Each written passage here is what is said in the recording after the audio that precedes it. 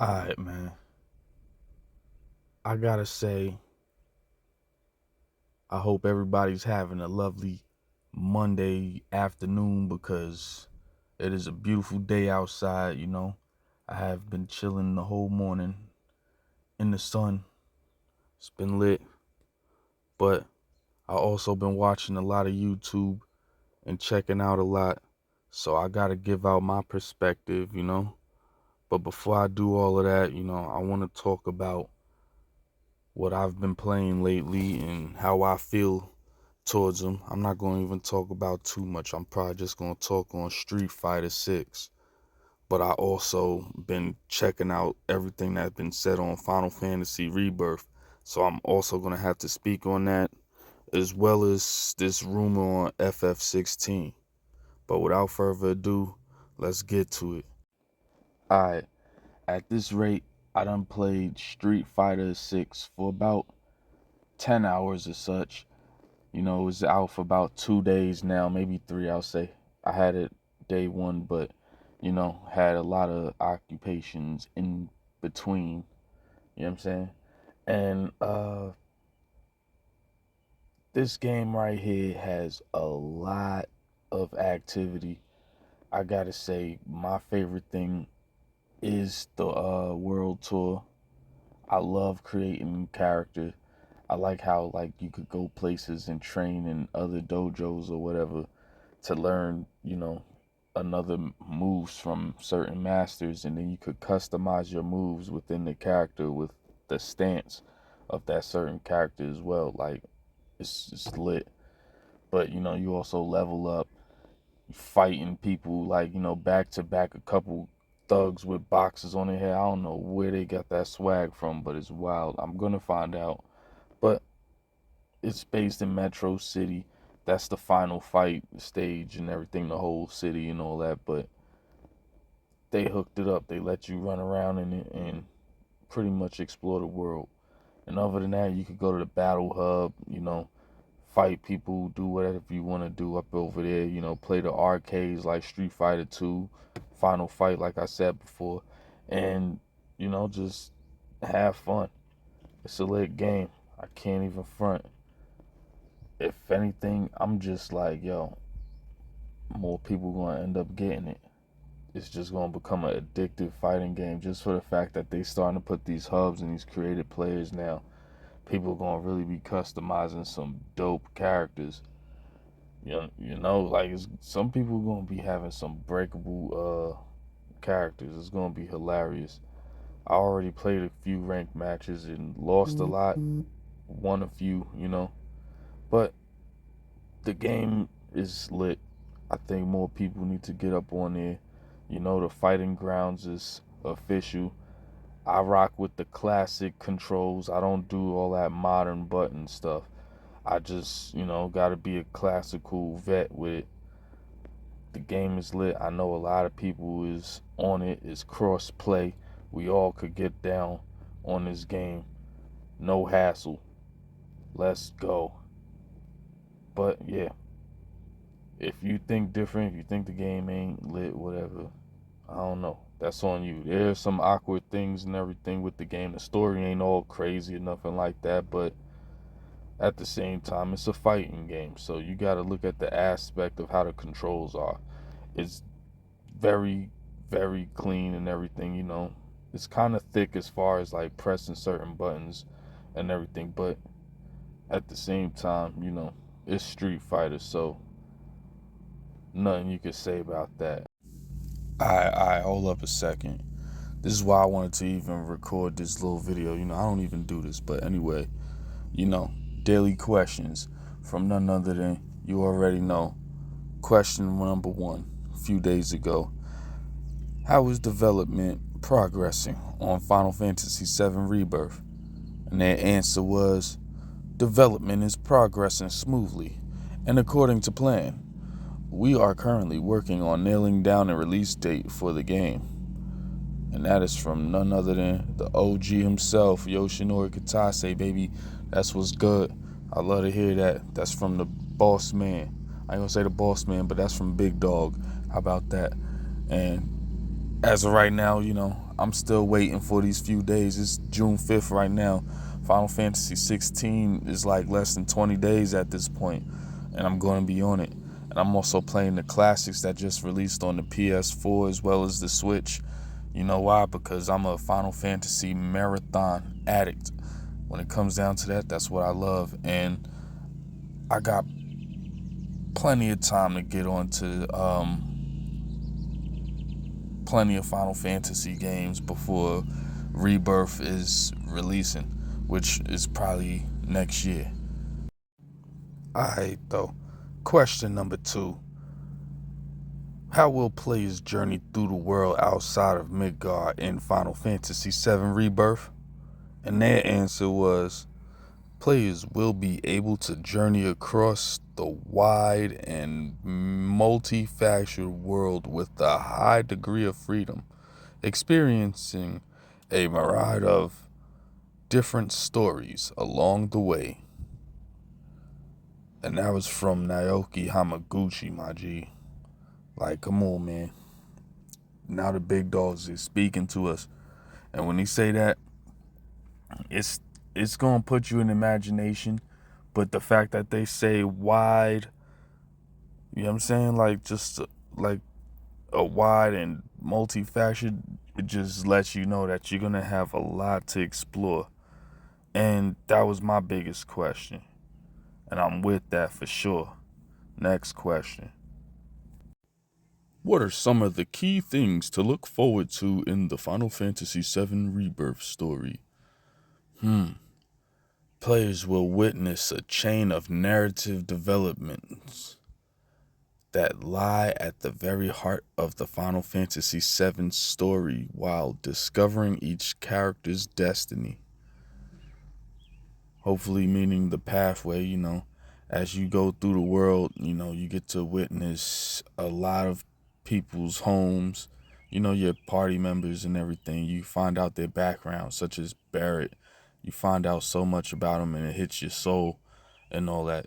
Hopefully that's what they talking on. And I could picture the gold saucer. I could see the desert and everything like that, Mount Coral, I don't know. There's going to be a lot of stuff going on in this game. Alright, the final question. Do I need to play Final Fantasy VII Remake to enjoy Final Fantasy VII Rebirth? The answer, from what they say, no. We have made preparations so that players who did not get a chance to play the first game can fully enjoy Final Fantasy VII Rebirth. Okay, Matomo, I hear you, man. But my thing is, I think you need to play the first one right now. The game is in development. You have plenty of time to get the game rolling. It's a very good story. You may be backed up. It's very cheap right now. You don't gotta pay no $70. You don't gotta pay all of that. Just, I don't know, subscribe and get it off of PS Plus. It's right there. The game is a masterpiece. Play the original, as a matter of fact. Play through the whole original and then come back and play this. But that brings me to something else. Alright, this was a little under the table, but few of us hear about it. I don't know if my people's hear about it, It's only a few people that check out my channel whatsoever. I'm only speaking on our behalf. I'm still waiting on that Ever Crisis. Feel me? I'm waiting on the material they got, seeing exactly how much of a remake this is going to be compared to the classic, because this has the Crisis Core story and the Final Fantasy VII story. As you see, it has massive content and everything with a few kind of changes that's still the same, but it just looks cool how they do it, like Sephiroth and everything. I want to see what's good with that remake. But yeah, people are speaking even more on how, other things are doing too. Hold up, as a matter of fact, people been speaking on how Square Enix been doing. And word is that, Square Enix is losing their confidence, even though they had all of these interviews and Naoki Yoshida and Koji Fox all fully confident, telling us how the game is fully gold, you know, and ready to go. It's coming out in less than 20 days now, and people are talking about Square Enix's panicking. Come on, bro. You really think that they going like that? They going down like that over this game? All the work they put into it. Not only Square Enix but Sony. Both of them are putting their most into this game because this is the game that's gonna represent the PlayStation 5. And one thing that I can say is that there's a lot of new fans out there. A lot of new fans. Many people that, once haven't played Final Fantasy at all until I say maybe 15 and all that. And now you got more people that's looking even more forward into this one. It's going to be a masterpiece. Can't really say that, like, you know, a company is going to be worried over pre-orders knowing that people watch reviews nowadays. People make sure that they see how the game is going to do before, the game release. So with that said, come on. All the false narratives, man, you can't be putting that out there. The game is doing good. There's a lot of positivity for this game. You feel like, the game is going to be sold lightly because it's on some single platform.